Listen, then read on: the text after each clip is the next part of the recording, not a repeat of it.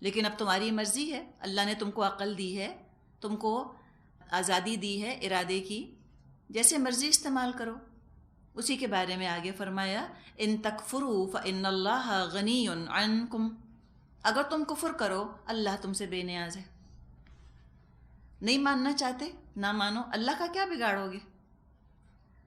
حدیث قدسی ہے، اللہ تعالیٰ فرماتا ہے اے میرے بندو، اگر تم سب کے سب، اگلے اور پچھلے، انسان اور جن، اپنے میں سے کسی فاجر سے فاجر شخص کے دل کی طرح ہو جائیں تب بھی میری بادشاہی میں کمی نہ ہوگی۔ صحیح مسلم میں یہ موجود ہے۔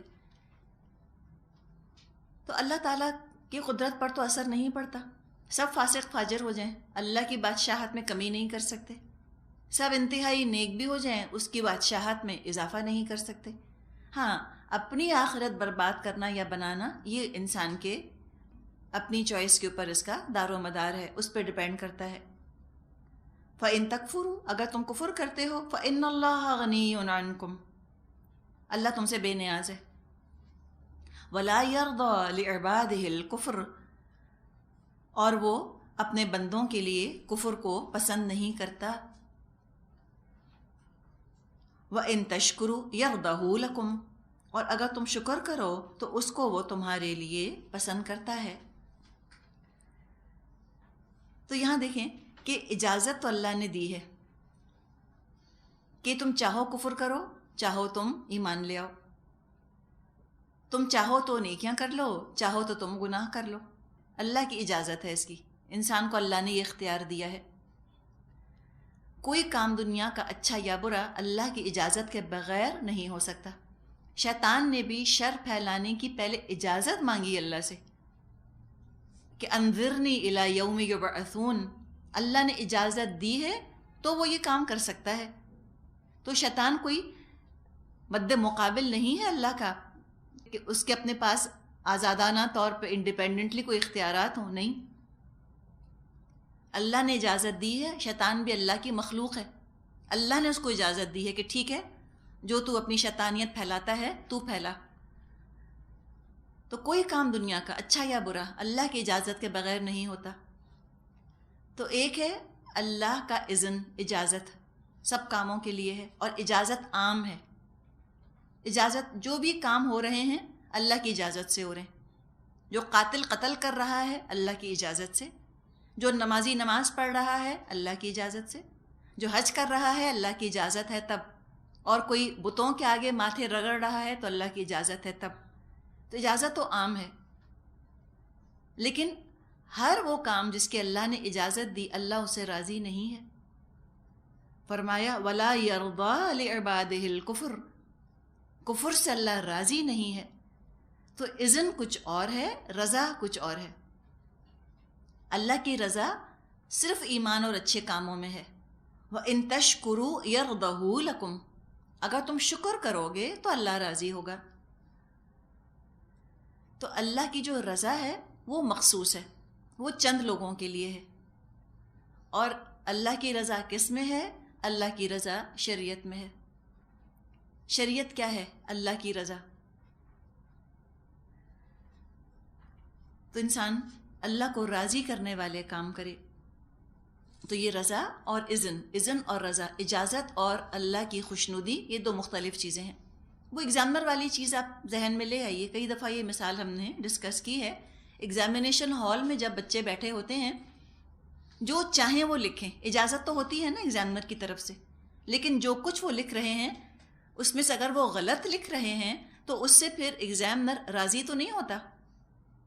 اجازت اور ہے، رضا اور ہے، اور یہی دنیا میں انسان کا امتحان ہے۔ فرمایا وَلَا تَزِرُ وَازِرَةٌ وِزْرَ أُخْرَى ثُمَّ إِلَىٰ رَبِّكُمْ مَرْجِعُكُمْ فَيُنَبِّئُكُم بِمَا كُنتُمْ تَعْمَلُونَ إِنَّهُ عَلِيمٌ بِذَاتِ الصُّدُورِ، کوئی بوجھ اٹھانے والا کسی دوسرے کا بوجھ نہ اٹھائے گا، آخر کار تم سب کو اپنے رب کی طرف پلٹنا ہے، پھر وہ تم کو بتا دے گا تم کیا کرتے رہے ہو، وہ تو دلوں کا حال تک جانتا ہے،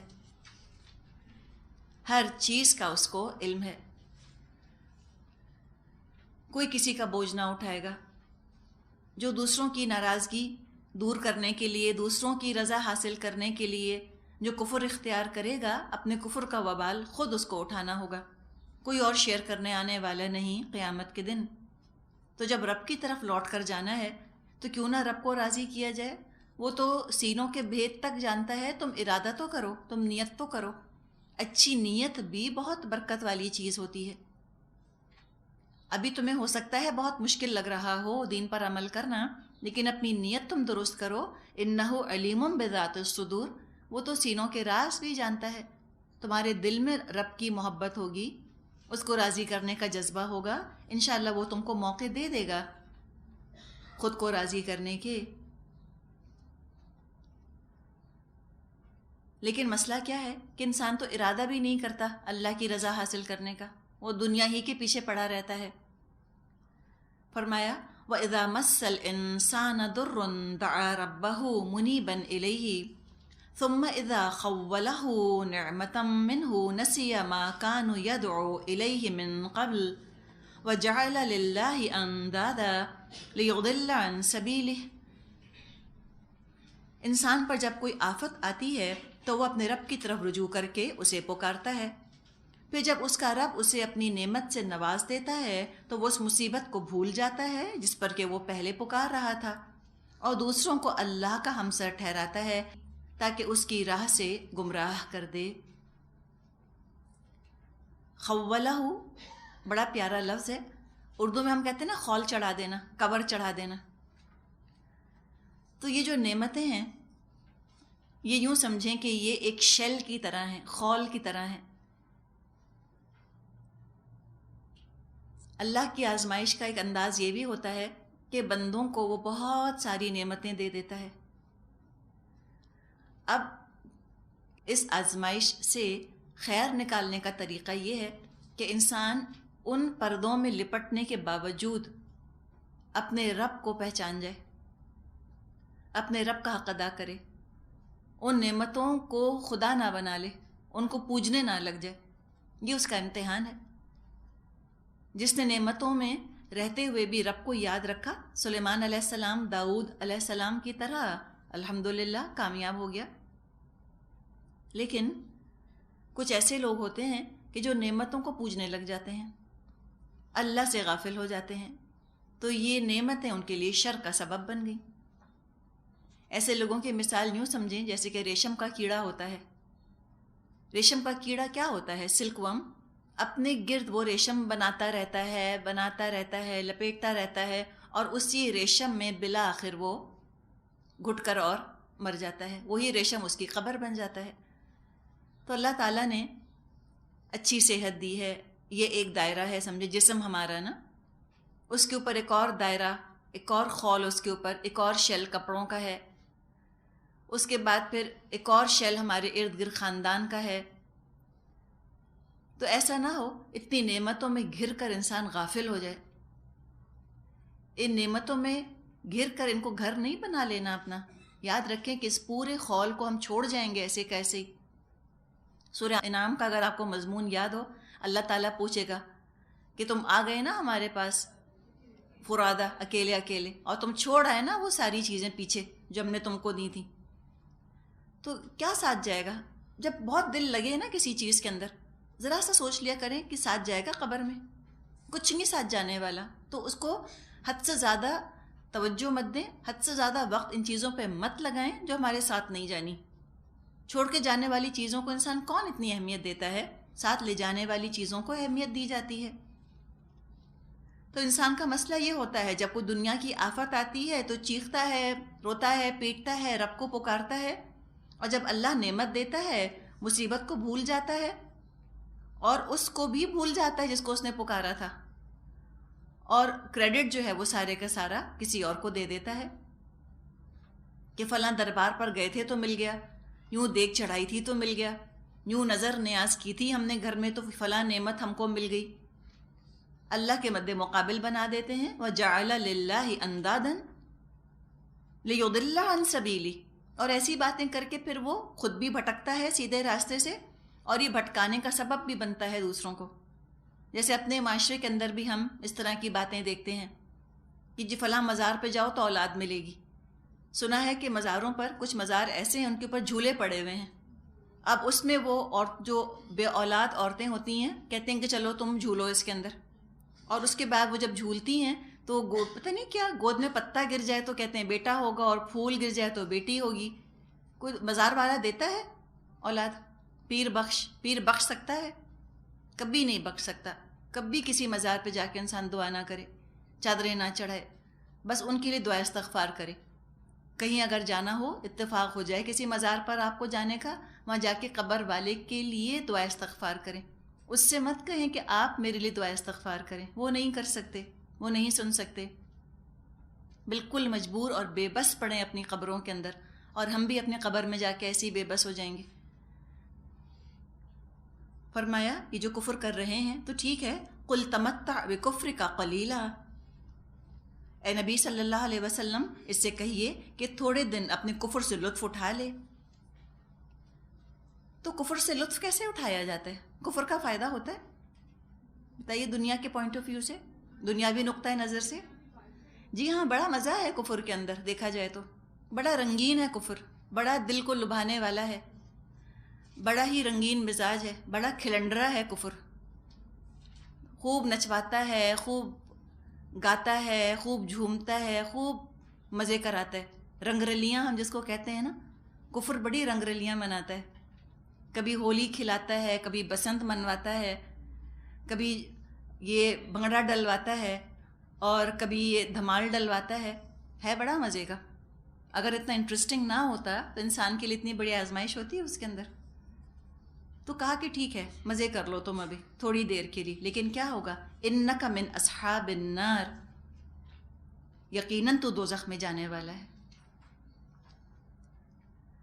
اب سوچیں اگر کسی کو یہ خبر مل جائے کہ آج تم کھا لو پی لو، کل تم پھانسی کے پھندے پر لٹکائے جاؤ گے، کیا دل لگے گا؟ کوئی 5 اسٹار چھوڑیں، کوئی 6 اسٹار ہوٹل میں بھی رہ رہا ہو، بہترین ہالیڈے ریزورٹ میں رہ رہا ہو، اور اس کے وارنٹ اس طرح جاری کر دیے جائیں اور خبر سنا دی جائے اس کو کہ کل تم پھانسی پہ لٹک جاؤ گے، گلے سے نوالا اترے گا؟ تو کیا خاک مزہ آ سکتا ہے زندگی کا انسان کو جب ابھی پتہ نہیں اپنا کہ ہم جہنمیوں میں سے ہیں یا ہم جنتیوں میں سے ہیں. کیا پتہ کتنوں کو سننے کو ملے کہ وامتازوا اليوم ایھا المجرمون. ہم میں سے پتہ نہیں کتنے ہیں نا یہاں پر ایسے کہ جو یہ سنیں گے، اور ہم سب دیکھ رہے ہوں گے. ہمیں نہیں پتہ کہ میرے بارے میں کیا فیصلہ آنے والا ہے. ہم جانتے ہیں نا ایک دوسرے کو، قیامت کے دن بھی ہم پہچانیں گے ایک دوسرے کو. یبصرونہم، دکھا دیے جائیں گے.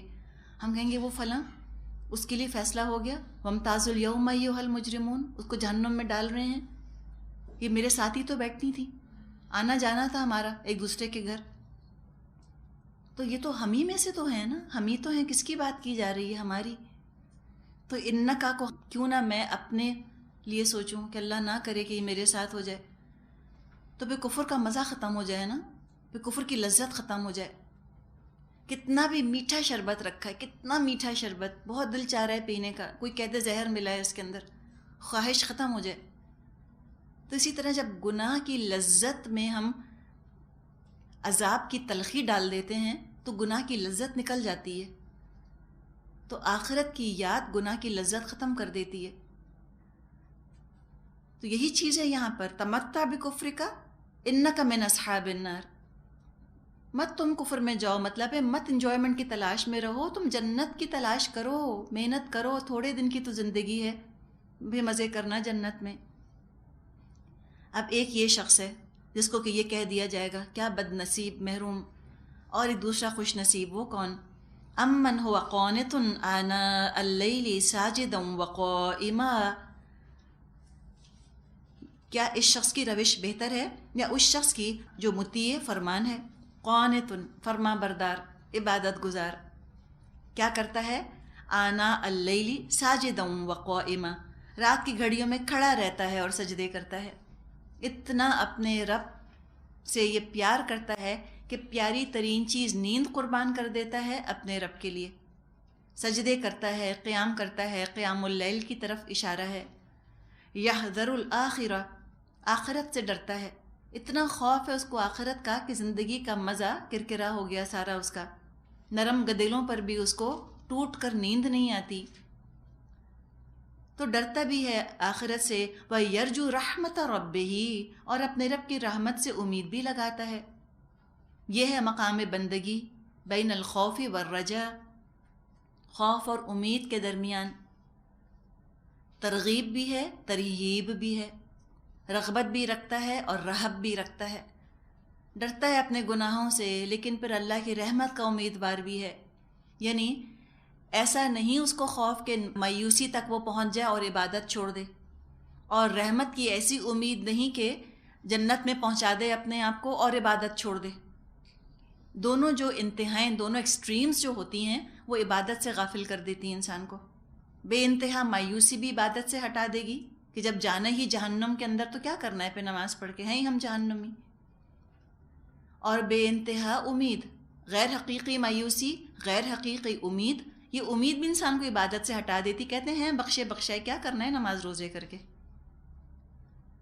تو یہ ہے بہترین مقام جو یہاں بتایا گیا، خوف اور امید کے درمیان، نہ گناہ مایوس کر دیں نہ عبادتیں انسان کو غفلت میں ڈالیں، اور یہ مقام علم والوں ہی کو حاصل ہوتا ہے۔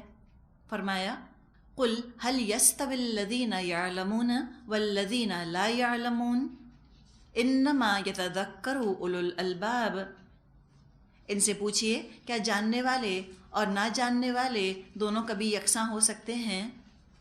نصیحت تو عقل رکھنے والے ہی قبول کرتے ہیں۔ بات یہ ہے کہ هل يستوي الذين يعلمون والذين لا يعلمون، کیا علم والے اور علم نہ رکھنے والے برابر ہو سکتے ہیں؟ مطلب ہے کہ نہیں ہو سکتے، ان کا عمل ایک جیسا نہیں ہوتا۔ علم تبدیلی لاتا ہے، علم سنجیدگی لاتا ہے۔ کسی نے کہا ہے کہ علم عمل کو پکارتا ہے، اور جب جواب نہیں پاتا تو علم بھی رخصت ہو جاتا ہے، چلا جاتا ہے۔ تو علم کو اپنے لیے اگر نعمت بنانا ہے تو اس پر عمل کرنا ہوگا، اور جب علم آ جاتا ہے تو انسان مختلف ہو جاتا ہے، پھر وہ بھیڑ چال نہیں چل سکتا، وہ یہ نہیں کہہ سکتا کہ چلو تم ادھر کو ہوا ہو جدھر کی، ناممکن، ناممکن، کر نہیں سکتا وہ یہ۔ تو علم والوں کی ذمہ داری بتائی جا رہی ہے کہ تم کو تو مختلف ہونا ہوگا، اس مختلف ہونے سے تو مت ڈرو، اس مختلف ہونے کو نعمت سمجھو۔ ہر چیز میں ہم دیکھیے مختلف ہونا چاہتے ہیں، we want to be different, ہم ایک جیسا پرنٹ نہیں پہننا چاہتے، ہم آرڈنری چیز استعمال نہیں کرنا چاہتے، ہمیں ہر چیز ایکسٹرا آرڈنری چاہیے، ہمیں ہر چیز مختلف چاہیے۔ ہمیں تو یہ بھی نہیں پسند کہ ہمارے بچے کو کوئی ایوریج کہہ دے، ہمیں تو یہ بھی اچھا نہیں لگتا، یا ہماری شکل کو کوئی ایوریج کہہ دے، ہم کو تو یہ بھی اچھا نہیں لگتا۔ ہر چیز میں ہم مختلف ہونا چاہتے ہیں، بہتر بھی نہیں بہترین ہونا چاہتے ہیں۔ تو علم کا بھی ایسا استعمال انسان کرے کہ مختلف ہو جائے، بہترین ہو جائے، اور پھر جن کو نہیں پتا ان کو بتائے۔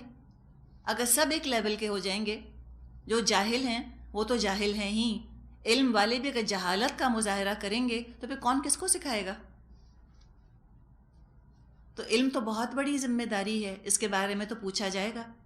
حدیث میں مضمون آتا ہے کہ بنی آدم کے قدم ہل نہیں سکیں گے اللہ کے سامنے سے جب تک وہ 5 سوالوں کا جواب نہ دے دیں۔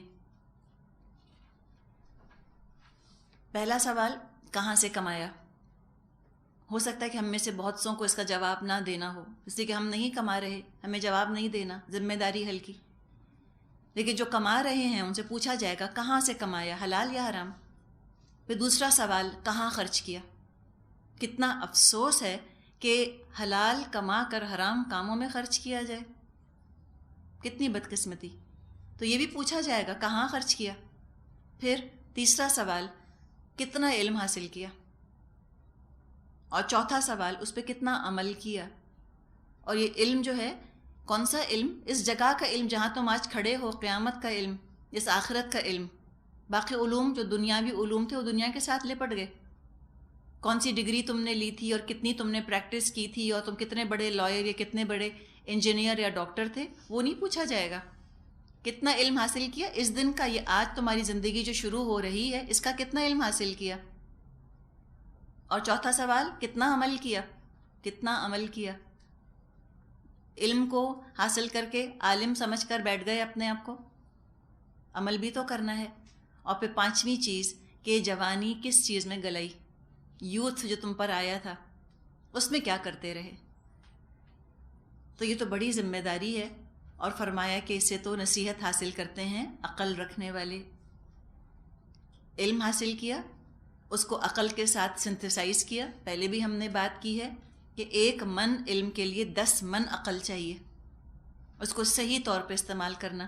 اور ہمیں علم استعمال کرنا کیسے آئے گا؟ تجربے کے ساتھ۔ Practice makes perfect. انسان غلطیاں بھی کرتا ہے، مسٹیکس کرتا ہے، بار بار گرتا ہے، ایک کام شروع کرتا ہے پھر چھوڑ دیتا ہے، پھر شروع کرتا ہے پھر چھوڑتا ہے۔ تہجد کی بات ہی دیکھیں، بعض دفعہ تھک جاتے ہیں نہیں اٹھتے، بعض دفعہ آنکھ کھل جاتی ہے پڑھ لیتے ہیں، جس دن نہیں پڑھتے اس دن اذیت کا شکار رہتے ہیں، جب پڑھ لیتے ہیں تو خوش ہو جاتے ہیں۔ ایسے ہم لڑک رہے ہیں نا، لیکن چاہ تو رہے ہیں نا کہ ہم اچھے سے اچھا عمل کر لیں۔ تو یہ چاہت بھی بہت بڑی چیز ہے۔ جب چاہیں گے علم پر عمل کرنا تو علم ہمیں بڑا پریشس لگے گا، بڑی قیمتی چیز لگے گا۔ اور جب ہم نہیں چاہیں گے علم پر عمل کرنا، اس کو ہم ایک اینٹیک بنا کر کہیں سجا دیں گے۔ اینٹیک ہے، ٹھیک ہے، ویلیوبل ہے، لیکن پریکٹیکل زندگی سے کٹا ہوا ہے، کوئی ویلیو نہیں، نو پریکٹیکل یوز۔ کسی گھر میں اینٹیک نہ بھی ہو تو کیا بگڑے گا اس گھر کا؟ تو علم کو اینٹیک بنا کر سجانا نہیں ہے، ڈیکوریشن پیس نہیں ہے، یہ عمل کرنا ہے، استعمال کرنا ہے، استعمال۔ اور علم جتنا استعمال ہوتا ہے اتنا ہم یوز ٹو ہوتے ہیں نا۔ جو نیا نیا علم ہوتا ہے یہ بڑا اکڑا ہوا ہوتا ہے، بڑا کھڑکتا ہے، بڑا یہ شارپ ہوتا ہے۔ جیسے کہ پیجز ہیں آپ کی کتاب کے، جب آپ کا پارا بالکل نیا ہوتا ہے، آپ پیج اس کا الٹتی ہیں تو کھڑ کھڑ کھڑ ہوتی ہے نا۔ اور جب وہ پارا آپ کے ہاتھ سے گزر جائے کئی دفعہ آپ نے اوراق الٹ پلٹ لیے، پھر آپ دیکھیں وہ بالکل نرم ہو جاتا ہے نا، استعمال سے نرم ہوتا ہے نا۔ علم کا بھی یہی ہے۔ تو آپ دیکھیں جب ان کے پاس نیا نیا علم آتا ہے وہ بڑے اگریسو ہوتے ہیں، اور بہت زیادہ وہ ڈٹ کے بات کرنا چاہتے ہیں، بڑا جوش، بڑا جذبہ ہوتا ہے ان کے اندر، ذرا تھوڑے کڑک بھی ہوتے ہیں، کڑک کر اور گرج کر بات کرتے ہیں۔ اس کے بعد اگر وہ علم پر عمل کرتے رہیں پھر آپ دیکھیں ان کے اندر ٹھہراؤ آ جاتا ہے، پھر وہ نرم ہو جاتے ہیں۔ علم استعمال سے جب پرانا ہوتا ہے اس کے بعد پھر وہ دھیما پڑ جاتا ہے۔ اور آپ دیکھیں کہ ایک ہے آپ کی بالکل نئی کاپی جس پہ آپ نے نوٹس لکھے ہیں، ایک ہے آپ کی پرانی کاپی۔ وہ پرانی کتنی قیمتی ہوتی ہے، اس لیے کہ آپ مسلسل کچھ نہ کچھ نوٹس وغیرہ کا اضافہ کرتے رہتے ہیں۔ اب یہ جو قرآن ہے، یہ جو مصحف ہے، کوئی مجھ کو برانڈ نیو بھی دے تو میں اس کو بدلنا نہ چاہوں، اس لیے کہ اس کے اندر کہیں نہ کہیں کچھ نہ کچھ اپنے حساب سے لکھا ہوا ہے، اور پھر آپ کو خود پتہ ہوتا ہے فلاں چیز فلاں جگہ لکھی ہے۔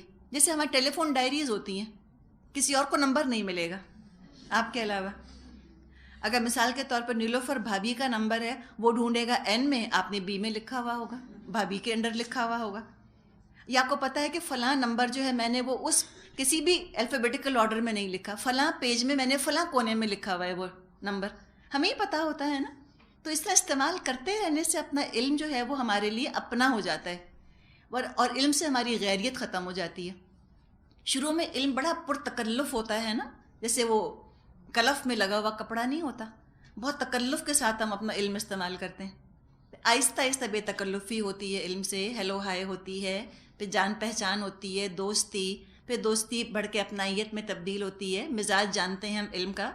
جب جو علم حاصل کیا ہوتا ہے اس کا مزاج ہم جان لیتے ہیں، پھر ہمیں پتہ ہوتا ہے اس کو استعمال کیسے کرنا ہے، تب یوز ٹو ہوتے ہیں۔ تو یہ ایک لمبا پروسیس ہے، زندگی کھپ جاتی ہے نا انسانوں کی پوری علم کا استعمال سیکھتے سیکھتے۔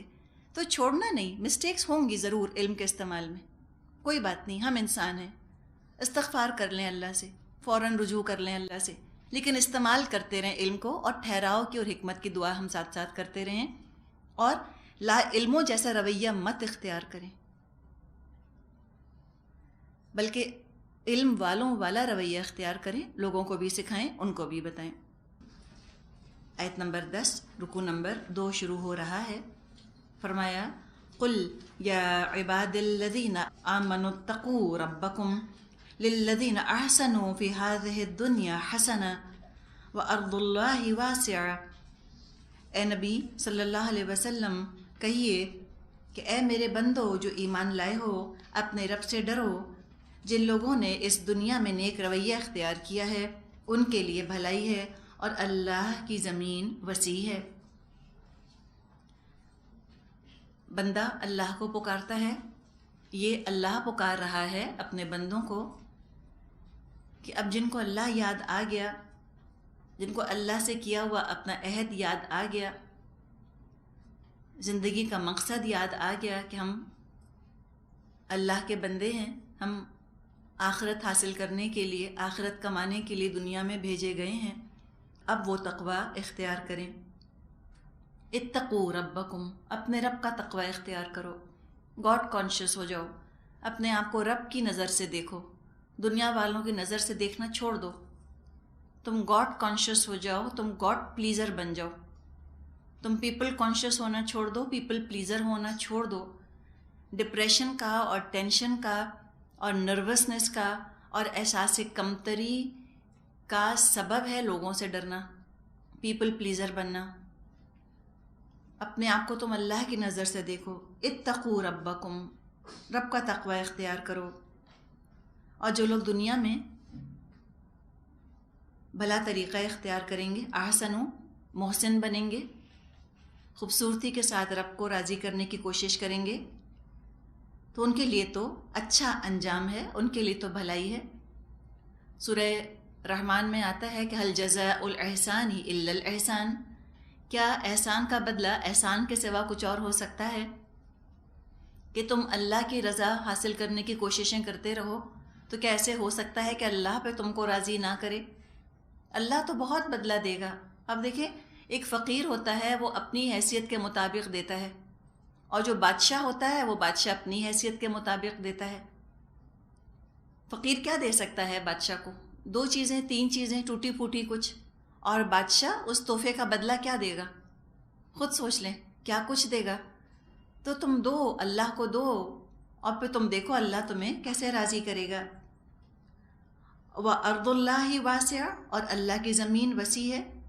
مراد ہے کہ ایسی جگہ اگر تم رہ رہے ہو کہ جہاں رہ کر تم اللہ کی عبادت نہیں کر سکتے، اللہ کو تم راضی نہیں کر سکتے، تو مراد ہے کہ ہجرت کر جاؤ، یعنی زمین کے ساتھ مت بندھو، اللہ کے ساتھ بندھے رہو۔ ماحول سے ہجرت کر جاؤ، عادتوں سے ہجرت کر جاؤ، نوکری سے ہجرت کر جاؤ، صحبت سے، وطن چھوڑ دو، ملک چھوڑ دو۔ تو ہجرتوں کے تو کئی لیول ہیں۔ کسی نے پوچھا کہ بہترین ہجرت کیا ہے؟ آپ نے فرمایا یہ کہ تو ان کاموں کو چھوڑ دو جو تیرے رب کو اچھے نہیں لگتے۔ ان تہجر ما کرہ ربک، ای الہجرت افضل یا رسول اللہ، کون سی ہجرت سب سے افضل ہے؟ آپ نے فرمایا ان تہجر ما کرہ ربک، کہ تو وہ چیزیں چھوڑ دے جو تیرے رب کو اچھی نہیں لگتی۔ تو چھوڑ دو، تم کو اچھی لگتی ہیں لیکن تمہارے اللہ کو اچھی نہیں لگتی۔ اپنی پسند کو تم ثانوی حیثیت پہ رکھو، اور اللہ کی پسند کو تم فوقیت دو، پریفر کرو۔ اور اس کے لیے پھر صبر کی صفت چاہیے۔ ہجرت بغیر صبر کے نہیں ہو سکتی۔ ہجرت وہی کر سکتے ہیں جو کہ صبر کر سکتے ہیں۔ ڈیلیڈ گریٹیفیکیشن، آج تکلیف اٹھا رہے ہیں، کیوں؟ تاکہ کل ان کو آرام اور راحت مل جائے۔ دور اندیشی ہو جن کے اندر، جو فار سائٹڈ ہوتے ہیں وہی صابر ہوتے ہیں۔ فرمایا انما یوفی الصابرون اجرہم بغیر حساب، صبر کرنے والوں کو تو ان کا اجر بے حساب دیا جائے گا۔ اللہ تعالیٰ تو ڈھیر اجر دے دے گا۔ انس رضی اللہ عنہ سے روایت ہے، نبی اکرم صلی اللہ علیہ وسلم نے فرمایا قیامت کے روز میزان عدل قائم ہوگا، اہل صدقہ آئیں گے، ان کے صدقات کو تول کر اس کے حساب سے پورا اجر دے دیا جائے گا۔ اسی طرح نماز اور حج وغیرہ کرنے والوں کو تول کر حساب سے ان کا اجر پورا پورا دے دیا جائے گا۔ یعنی اپنے اپنے اعمال کے مطابق لوگ آتے جائیں گے اور اپنا اپنا اجر سمیٹتے جائیں گے، جنت میں جائیں گے۔ پھر کیا ہوگا؟ پھر بلا اور مصیبت پر صبر کرنے والے آئیں گے تو ان کے لیے کوئی وزن نہ ہوگا، بلکہ بغیر حساب اور اندازے کے ان کی طرف صبر اور حساب جو ہے وہ بہا دیا جائے گا۔